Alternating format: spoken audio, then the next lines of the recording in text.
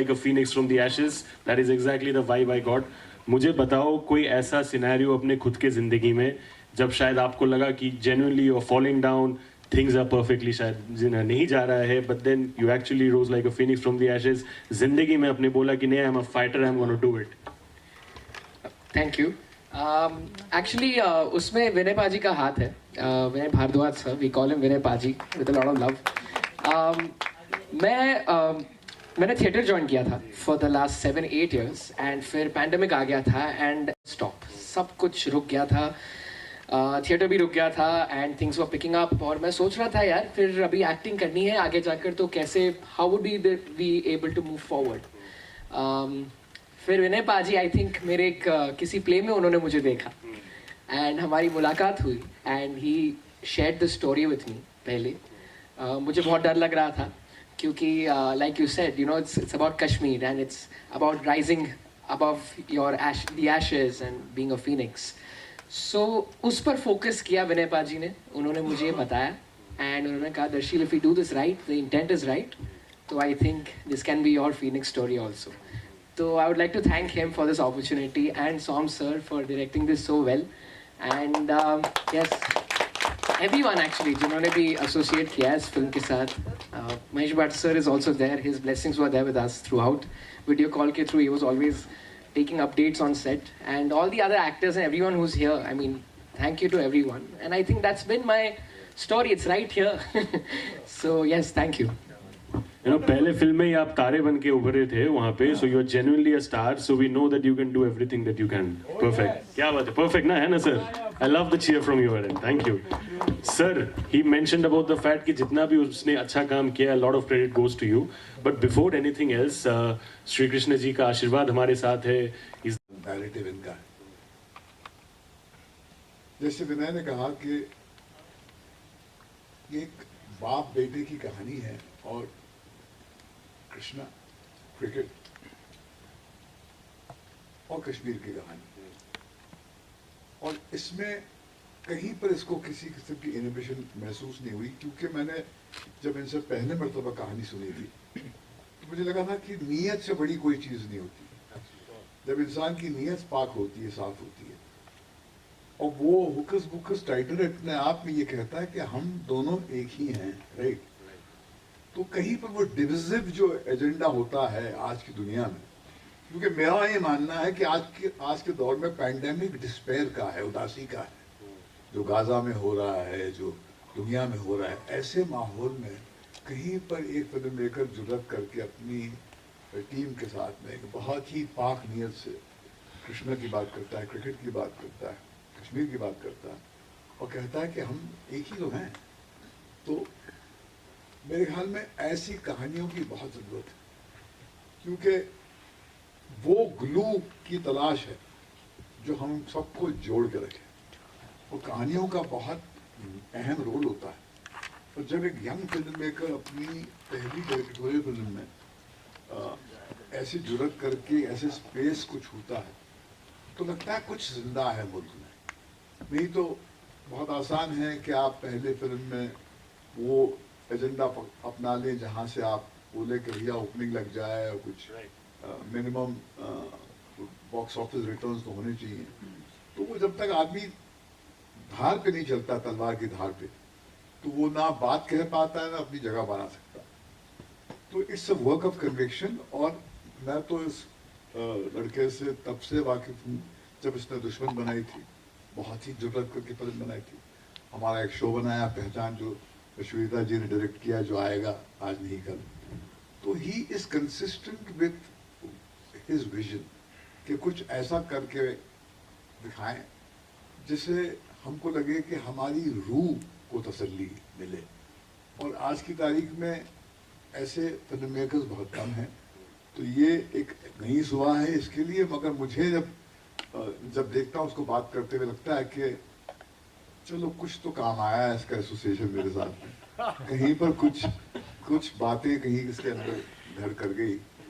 और मुझे लगता है कि ये फिल्म की रूह क्योंकि पाक है, साफ है, यकीनन ये समा बांधेगी और उन जगह उन लोगों को सोचने में मजबूर करेगी जो दुनिया को एक डिविजन एजेंडा सा देखते हैं, क्योंकि इसकी नीयत जैसे मैंने कहा, जैसे विनय ने कहा, जोड़ने की है, अलग करने की नहीं है। And we need more stories like this. Absolutely, sir. Thank you so much. Wonderful stuff. जोर से ताली बजाइए please for Mr. Mahesh Bhatt, the one and only Mahesh Bhatt. Mike ले लीजिए please. Yeah. Thank you very much. Thank you, sir.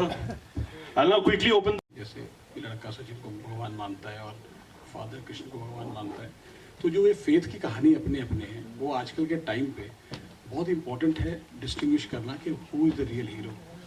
God's और आदमी के जो फ़र्क है, हीरोज़ जो हमने आजकल बनाए हुए हैं रियल हीरोज़, और उनको हम बिल्कुल भगवान की तरह पूजना शुरू कर देते हैं, वो एक जो डिफरेंस है उसको हमें देखना पड़ेगा उस नज़र से कि there are few heroes which are good in their own thing, but it can't be compared to God.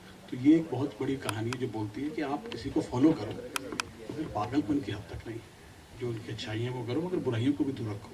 तो ये कहानी है जो यूथ के लिए है कि stay very cautious to find the right heroes, but if you choose the wrong heroes, और अगर आप गलत लोगों के पीछे लगेंगे तो रास्ता गलत हो सकता है। तो ये एक कहानी है, और ये इसलिए देखनी चाहिए क्योंकि इस कहानी में रिश्तों की बात हो रही है।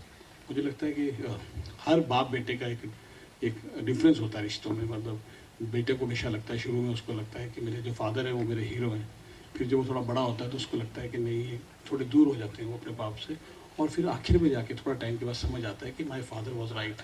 तो फादर सन के रिश्तों को समझने के लिए एक इमोशनल जर्नी है जो इन सबको देखनी चाहिए अपने अपने फेथ के साथ। फादर का भी एक रीज़न है, वो why he is after his son. तो इन रिश्तों को लेके जो आए, तो ये कहानी पक्का लोगों के दिलों में जाएगी, क्योंकि घर घर की कहानी है। हर बाप ने एक बार अपने बेटे को धक्का मार के बोला है कि तू मेरे घर क्यों पैदा हो गया, और ये कहानी जो है हर उस बेटे को रिलेट करेगी, क्योंकि इसमें दर्शक के साथ ऐसा कुछ होता है। सुमिता जी। I think I have two reasons of your questions कि एक तो टाइटल ही अपने आप में एक मैसेज है, दूसरा there is a generation gap between father and son, but उनमें जो कॉमन है और जो हमेशा से रहेगी वो है फेथ नहीं बदला, it's the same. So I think ये दो चीज़ें हैं जो फिल्म को एक मैसेज दे रहे हैं और ऑडियंस को देखना चाहिए। Thank you so much for the question, and let's give it up for the wonderful answers as well, ladies and gentlemen. किसी और का कुछ सवाल है आप लोग प्लीज पूछ सकते हो। You may please raise your hand. We have somebody over there to help you with the mic. किसी का कुछ सवाल है? अगर हाथ दिख नहीं रहा आप चिल्ला भी सकते हो, कोई बात नहीं है। हाँ, over there, the gentleman over there. पहले से यही था, कुछ चेंज था, पहले कुछ चेंज किए थे। सर आपका नाम और पब्लिकेशन का नाम भी बताइए। खबर 24। थैंक यू जी। ये कहानी जो है ये हम सचिन के एक फ़ैन की कहानी से निकले थे लेके, और फिर मेरे सामने एक पहचान शो आया जो व्हाट्सएप और सुमिता के साथ बना रहे थे। उसके लिए जब हम कश्मीर गए तो इस कहानी में एक नया मोड़ आया जो इसको कश्मीर और बाप के फेथ के साथ जोड़ा। तो इनिशियली ये कहानी सचिन के एक फ़ैन की कहानी थी, जिसको हम गॉड्स ऑफ क्रिकेट, या हर क्रिकेट को जो फॉलो करता है, जो क्रिकेट का फ़ैन है, उसको डेडिकेटेड थी ये कहानी पूरी फिल्म। लेकिन कश्मीर में जब हमें देखा हमने पागलपन क्रिकेट का, तो मुझे लगा कि ये एक अलग तरीके से बात की जा सकती है। तो from gods of cricket it has come to hocus pocus. Thank you so much for the question. Thank you for the answer, sir. Any more question, please? Can we please have hands raised? Light की वजह से मुझे थोड़ा दिख नहीं रहा है, so please ignore if I'm unable to see. आप लोग हाथ उठा सकते हो जोर से। Doesn't ऐसे बोर्ड में ऑन बोर्ड आए सब कलाकार। ये कलाकार ऑन बोर्ड तब आए जब ये कहानी जब रेडी हुई, तो हम लोग एक स्टार्ट हमने बच्चे से किया कि वो लड़का कौन होगा जो इतने फेथ के साथ जाएगा, और देन दर्शील के प्ले देख के हम लोग और भी कुछ लोगों को अप्रोच कर रहे थे, मगर जब मैंने प्ले देखा, इसकी एक्टिंग देखी, तो we zero down to him. हम इनिशियली दर्शील को हम समझ रहे थे कि he has grown up too much, तो ये इस रोल के लिए मे भी शायद फिट ना हो, बट जब इसका प्ले देखा तो मुझे इसको लगा कि as a actor and as a presence ये बहुत अच्छा रोल कर पाए। और उसके बाद we went to 2-3 actors for the father role.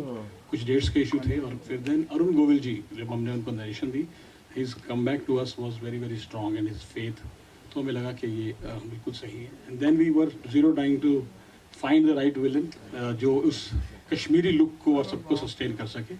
इनको हमने देखा था टाइगर ज़िंदा में, और हमने उनको देख के लगा कि ये जो किरदार इस तरह निभाया इन्होंने, तो ये कश्मीरी एक पॉलिटिशियन का बहुत अच्छी तरह से किरदार निभाएंगे।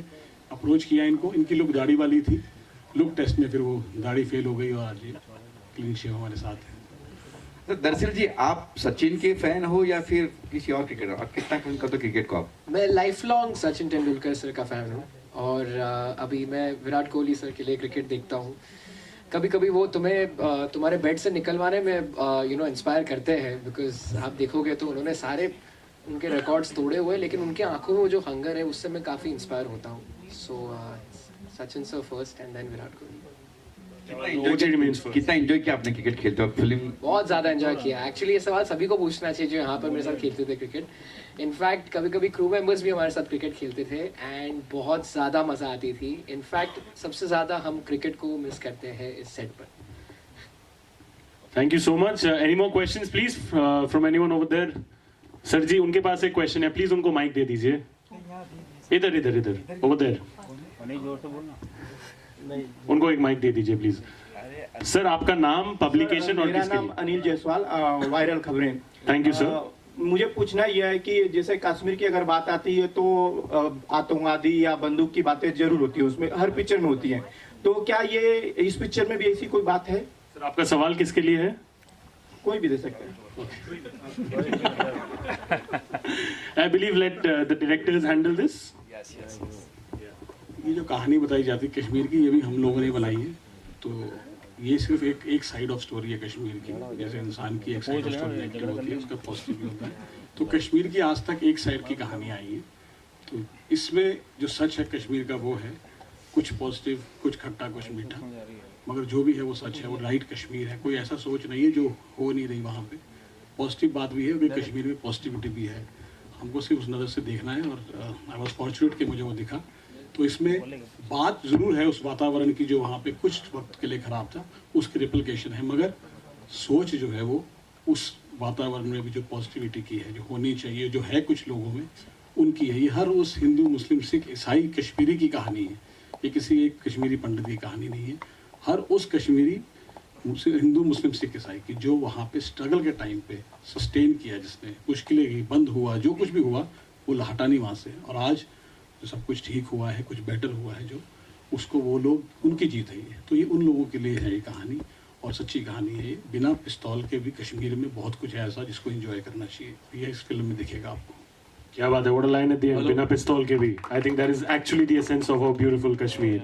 मेरा एक सवाल है। हाँ जी सर, मैंने ट्रेलर देखा और आप जैसा बता रहे हैं कि ये बाप और बेटे की इमोशन की कहानी है, लेकिन ये फिल्म में ये ट्रेलर देख रहा हूँ तो ये समझ में आ रहा है। और कश्मीर और मंदिर बहुत ही संवेदनशील शब्द हैं आज की तारीख में, और बहुत सारी घटनाएं भी हो रहे हैं। और इस ट्रेलर के अंदर दोनों शब्द है, कश्मीर भी है और मंदिर भी है।